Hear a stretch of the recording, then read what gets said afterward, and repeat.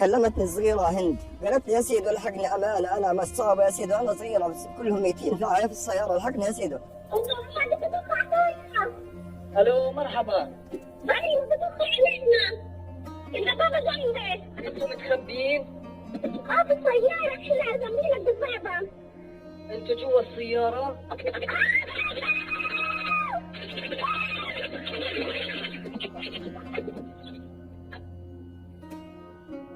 الو الو.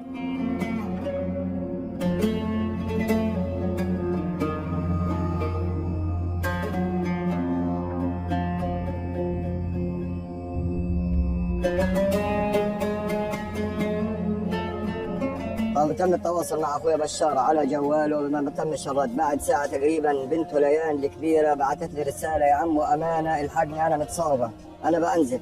وجانا الهلال الاحمر، اتصلت علي رغد بعديها اختها رقم 2، قالت لي: يا عمو انا متصابه وبنزل، الحقني امانه انا في رقبتك، عندي متت، ابويا وامي واخويا واختي استشهدوا، الحقنا يا عمو. قلت له: يا عمو طيب هنا احنا قاعدين بنعمل تنسيق وربط يا عم الجرح باي حاجه يا عمي، وخليك الشاطر وعد ان شاء الله بيجيك الاسعاف. انا قعدت اتواصل مع رغد الله يرحمها من الساعه تقريبا 11 للساعه 4. استشهدت رغد وهي بتكلم فيا وبتعيط وبتعاملني امانه انه انا امانه. يا عمي ايش بدي اعمل لك؟